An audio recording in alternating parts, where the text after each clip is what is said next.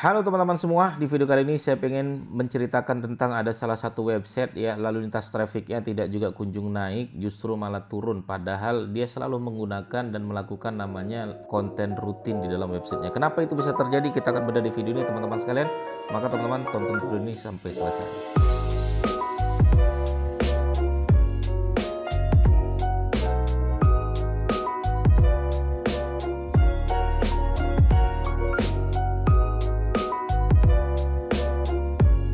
Oke ya, berbicara masalah website ini kadang ya lucu juga teman-teman sekalian. Kadang websitenya bisa naik ya, kadang websitenya tidak bisa naik ya, justru malah turun terus padahal kontennya rutin, padahal SEO on page-nya bagus. Itu kenapa bisa terjadi Mas Didik? Baik, kita akan bedah teman-teman sekalian kenapa ada website yang tidak bisa bekerja secara SEO padahal website ini sudah dioptimalisasi secara SEO dengan baik.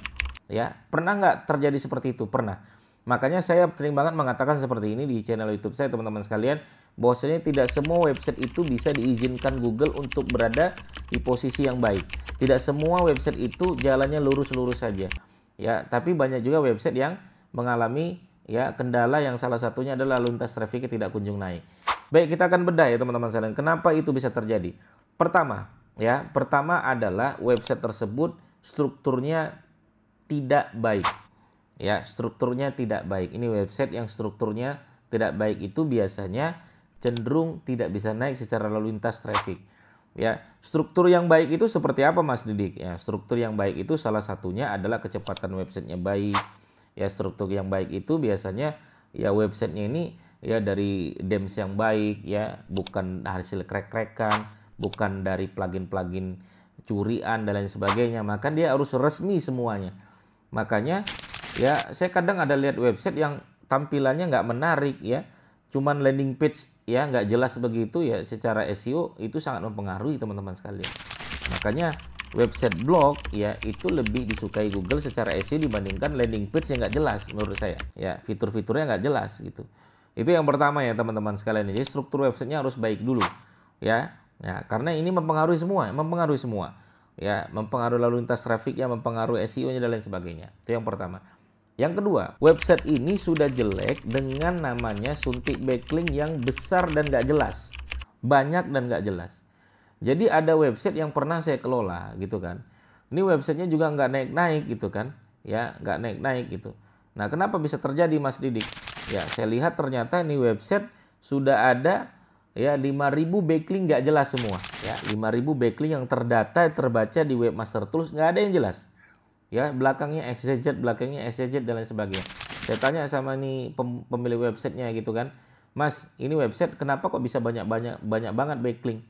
Ya, sampai 5.000 nggak jelas ini semua, isinya nggak jelas semua. Apa dia bilang? Saya dulu pernah beli Mas Didik, ya backlink di website di Google ada yang jual backlink harga 500.000 1 juta backlink. Nah, rusak secara backlink. Makanya kenapa websitenya susah untuk naik dan lain sebagainya. Itu yang kedua. Ya, yang kedua. Jadi lalu lintas trafficnya nggak naik-naik nih, bahkan nggak dapat apa-apa teman-teman sekalian. Saya heran gitu kan. Ya sudah kita lakukan 3 bulan, 4 bulan nggak dapat restu dari Google itu. Nah ini karena dapat suntik backlink nggak jelas. Itu yang kedua. Yang ketiga, ya ini website masih baru 3 bulan, baru 4 bulan, tiba-tiba DR/UR-nya sudah di atas 50 gitu kan. Ya DR-nya 65 ya, UR-nya ada sekitar 37 atau 35 gitu. Saya tanya ini website masih baru kok DR/UR-nya udah gede. Nah, saya pernah beli Mas Didik jasa naikkan DR/UR. Katanya kan DR semakin besar, UR semakin besar, websitenya semakin bagus. Kata siapa? Saya bilang begitu. Ada Mas, teman saya dulu ngomong seperti itu. Nah, ini nih, hati-hati teman-teman sekalian. DR/UR-nya besar, nggak ada jelas ya, naik tanpa organik, naik disuntik. Itulah masalah utama website tersebut, lalu lintas trafficnya nggak naik-naik. Makanya ya, saya kalau udah lihat nih website udah disuntik, website udah DR/UR-nya sudah disuntik, backlinknya nggak jelas, kadang saya mengundurkan diri. Saya bukan nggak mau ngabis-ngabisi waktu. Nanti tugas saya di-shuffling semua ini, ya backlink nggak jelas, baru saya mau ya mengoptimasi. Makanya saya lebih senang mengoptimasi website yang betul-betul dari nol, fresh website, fresh domain.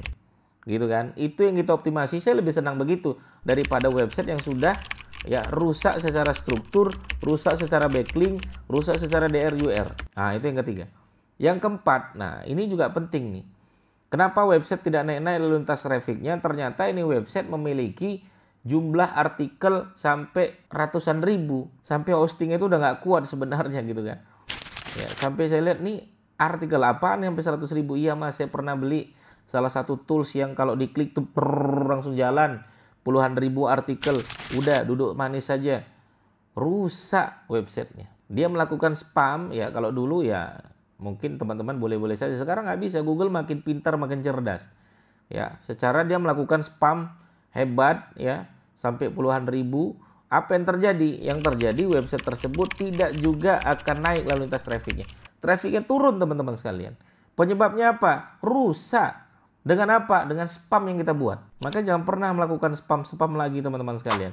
Sangat tidak saya rekomendasikan untuk teman-teman melakukan spammer menggunakan website tersebut. Jadi hati-hati ya, pastikan teman-teman tidak melakukan itu. Kalau sudah terlanjur melakukan, gimana dong Mas? Aduh, kalau sudah terlanjur dilakukan, ya pastikan website tersebut dihapus dulu lah konten-konten tersebut. Tapi dihapus pun mempengaruhi juga gitu kan.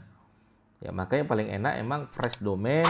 Website tersebut tidak pernah terganggu oleh struktur, tidak pernah terganggu oleh backlink-backlink yang aneh-aneh, tidak terganggu oleh spammer-spammer yang pernah kita lakukan. Ya, yang pernah kita lakukan. Sebenarnya banyak cara sih. Ya, teman-teman, cuman nanti sama aja. Ya, kalau sudah cacat website tersebut ya susah untuk naik ya. Yang kelima, nah, kenapa bisa terjadi? Ternyata kenapa tidak bisa terjadi ini rankingnya turun semua, lalu lintasnya turun? Ternyata konten yang dia bangun kebanyakan hasil ChatGPT. Konten yang dia bangun kebanyakan isinya duplikat konten semua. Konten yang dia bangun sebenarnya banyak hasil comotan orang lain. Nah, makanya emang website yang sudah rusak susah untuk diperbaiki. Tugas kita memperbaiki dulu yang rusak, baru kita bikin konten yang baru. Sebenarnya baiknya tugas kita itu ya bikin konten yang baru tanpa harus memperbaiki. Sehingga nggak kerja dua kali gitu kan. Nah, harapan saya begitu teman-teman sekalian. Oke, ya itu yang kelima. Maka saran Mas Didi gimana? Saran saya, teman-teman sekalian, jangan pernah rusak website teman-teman sekalian. Jangan pernah melakukan spammer. Jangan pernah melakukan suntik DRUR. Jangan pernah melakukan backlink nggak jelas. Jangan pernah melakukan spam backlink dan lain sebagainya. Tugas teman-teman sekalian, bikinlah konten rutin. Bikinlah konten yang berkualitas. Komitmen konsisten. Ya, kemudian lakukan backlink pun, jual mahal dengan backlink. Beli backlink yang betul-betul berkualitas biar nutrisi website teman-teman sekalian baik. Begitu? Semoga bermanfaat. Bagi teman-teman bertanya, silakan langsung aja bertanya di kolom komentar kami. Terima kasih. Assalamualaikum warahmatullahi wabarakatuh. Bye-bye.